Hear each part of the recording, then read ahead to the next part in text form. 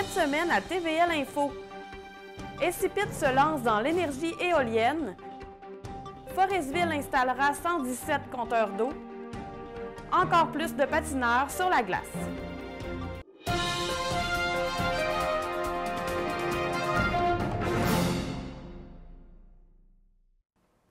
La Première Nation des Inuits Escipit est un des 3 partenaires du nouveau projet de parc éolien annoncé par le premier ministre François Legault à Saint-Honoré dans la MRC du Fjord du Saguenay.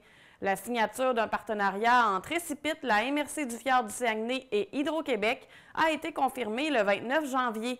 Les parties prenantes veulent développer un parc éolien dans la zone Nutanicmu-Chauvin au Saguenay-Lac-Saint-Jean, à la frontière du territoire de la Haute-Côte-Nord, qui pourra accueillir jusqu'à 1000 MW d'ici 2035, assez pour fournir en électricité 180 000 résidences. Pour le chef de la Première Nation des Inuits Escipit, Martin Dufour, ce partenariat incarne une vision commune du développement respectueux et inclusif du territoire ancestral. Il reflète l'engagement des Inuits à contribuer à la transition énergétique tout en générant des retombées positives pour leur communauté et l'ensemble de la région, dit celui qui a hâte à la première pelletée de terre. Hydro-Québec détient 50 du partenariat d'affaires et les 2 autres associés se partagent l'autre 50 Des retombées significatives pour les Québécois sont attendues par la CAQ, notamment en matière de création d'emplois, puisque les investissements pourraient atteindre 3 milliards de dollars. 500 emplois seront créés. Ce projet s'inscrit dans la volonté du gouvernement et d'Hydro-Québec de développer plus de 10 000 MW de capacité éolienne d'ici 2035. En devenant actionnaires, les partenaires d'Hydro-Québec bénéficieront de revenus autonomes qu'ils pourront investir selon leurs priorités, soutient le PDG d'Hydro-Québec, Michael Sabia. C'est le cœur du concept de la réconciliation économique et de la collaboration avec les municipalités, selon lui. Le gouvernement du Québec et Hydro-Québec souhaitent doubler la production d'électricité verte au Québec d'ici 2050 pour répondre aux besoins additionnels et à la demande des entreprises qui souhaitent se décarboner.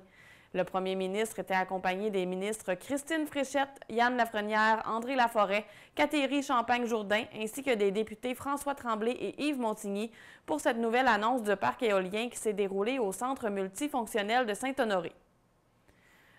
La mairesse de Forestville, Micheline Anctil, l'a rappelé en séance municipale le 21 janvier, la ville devra procéder obligatoirement à l'installation d'une centaine de compteurs d'eau en 2025, ce qui coûtera plus de 300 000 $.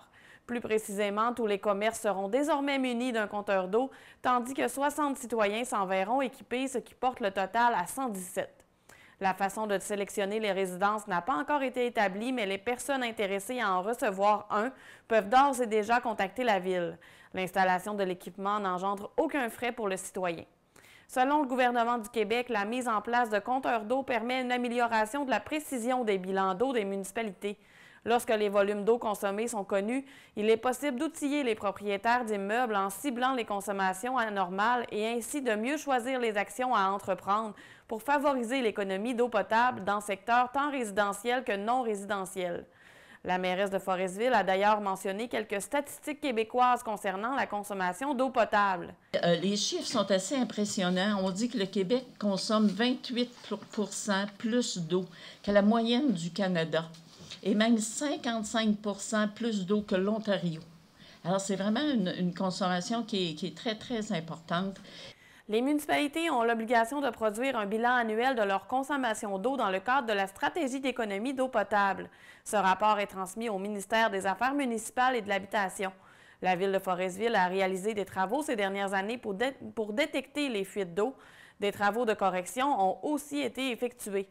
Mme Anctil précise également avoir fait de la sensibilisation auprès des Foresvillois au cours des dernières années. Elle recommande d'ailleurs de faire attention à l'utilisation de l'eau potable. À titre d'exemple, on ferme le robinet, on n'arrose pas l'asphalte et on économise lorsqu'on lave notre voiture, conseille-t-elle. La Ville de Forestville poursuivra ses efforts de conscientisation afin de réduire le plus possible la consommation d'eau potable sur son territoire. Le porte-parole de la coalition Union 138, Guillaume Tremblay, est on ne peut plus clair. Il affirme que la Côte-Nord est rendue loin dans sa patience en lien avec les résultats des études sur la construction d'un pont sur le Saguenay qui se font toujours attendre. C'est dans un état d'esprit d'aller au-devant des choses que la coalition se prépare à faire les représentations nécessaires pour convaincre le gouvernement que la Côte-Nord a besoin d'un pont à Tadoussac. L'organisation fera appel prochainement à la mobilisation. Guillaume Tremblay veut la présentation des études et savoir enfin une bonne fois pour toutes ce qui en est. Ces études sont attendues dans les prochaines semaines, précise le ministère des Transports et de la Mobilité durable par courriel. Les résultats des études devraient être présentés aux représentants du milieu au cours de l'hiver 2025, après que les autorités gouvernementales en auront pris acte, précise-t-il. La coalition Union 138 est toutefois déjà prête et prévoit à court terme faire des mobilisations. Les arguments en faveur du pont sont répétés depuis longtemps par l'organisation qui croit toujours avoir ce devoir de défendre le projet à la classe politique. Ce qui est important aussi, c'est la mobilisation citoyenne, selon M. Tremblay. Il va falloir montrer que la Côte-Nord parle d'une seule voix pour le pont, déclare le porte-parole. Ce dernier dit se questionner sur l'intérêt politique en regardant d'autres projets poussés ailleurs au Québec, alors que la Côte-Nord patiente pour une réponse concernant le projet du pont. Celle qui occupait le poste de présidente de la Chambre de commerce de la Haute-Côte-Nord depuis 3 ans, Stéphanie Gagnon, a annoncé le 28 janvier qu'elle quittait officiellement ses fonctions.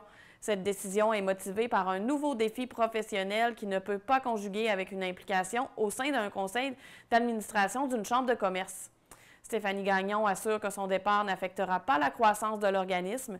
Selon elle, les administrateurs actuels de la Chambre portent aussi un grand intérêt à développer les services et à faire grandir l'impact de la Chambre dans les organisations du territoire. Ceci met du baume sur son cœur de devoir quitter avant la fin de son mandat. L'ex-présidente débutera dès lundi une nouvelle aventure avec la Fédération des chambres du commerce de Québec. Elle s'occupera de déployer le programme Visée à titre de conseillère en développement organisationnel pour les entreprises de la Côte-Nord. Quant à son entreprise Axia Conseil, elle ne ferme pas ses portes, elle poursuit ses activités, mais d'une manière un peu différente. Du 3 au 7 février se tiendra une semaine spéciale qui mettra de l'avant les régions du Québec, dont la Côte-Nord, ainsi que les perspectives de carrière et de vie qu'on y retrouve pour les jeunes de 18 à 35 ans. Ce sera la 14e édition de la Semaine des régions organisée par Place aux jeunes en région. L'édition 2025 axe sur la richesse de la vie en région et d'y savourer chaque instant. Une programmation est prévue pour permettre de découvrir ce qu'offrent les régions du Québec. Au menu, organisation d'événements de promotion dans les grands centres urbains, participation à des salons et à des activités de recrutement en ligne et en présentiel, mise en ligne d'articles et de vidéos soulignant le potentiel de vie et les emplois de qualité en région, etc. Sur la Côte-Nord, plusieurs activités sont au programme. Du lundi au vendredi à 10h30, une vidéo sur la page Facebook régionale permettra de voyager à travers les richesses de la région. En Haute-Côte-Nord, l'activité gratuite Savour l'hiver aura lieu le 7 février à 19h sur le site extérieur du centre sportif Charles-Édouard Boucher des Escoumins. Il sera possible de faire du fat bike, de la raquette ou de patiner. Chocolat chaud et feu de joie seront aussi de la partie. Le club patin d'argent de Forestville a levé la main pour accueillir les finales régionales de patinage tard et Jeux du Québec pour une 2e année consécutive. Cette fois, encore plus de patineurs ont compétitionné sur la glace du complexe Guy Ouellette. Les 25 et 26 janvier, 120 patineurs artistiques de partout sur la Côte-Nord ont fait leur preuve à Forestville. Certains athlètes avaient l'opportunité de se classer au championnat provincial ainsi que pour les Jeux du Québec. C'est environ une quinzaine de patineurs de plus que l'an dernier, dévoile la présidente du club de patinage artistique de Forestville, Karine Moreau, qui précise que ce sont les patineurs Star 5 et plus qui pouvaient se classer pour les finales provinciales. Quant aux Jeux du Québec, ils étaient accessibles aux catégories sans limite, préjuvéniles et juvéniles. Organiser une compétition de cette envergure demande du temps et de l'argent, mais pour la présidente, le jeu en vaut la chandelle. L'aréna s'est remplie toute la fin de semaine et des patineurs de haut niveau ont performé sur la glace. Pour les patineuses locales, c'est aussi agréable de recevoir un tel événement à la maison. Le club de patinage artistique de Forestville a le vent dans les voiles depuis quelques années. Le nombre de patineurs qui rejoint ses rangs ne cesse d'être vu à la hausse. Il dépasse maintenant les 40 inscriptions. Avec la promotion autour des finales régionales, le club patin d'argent se fait de plus en plus connaître. C'est ce qui met fin à ce bulletin d'information. À la semaine prochaine.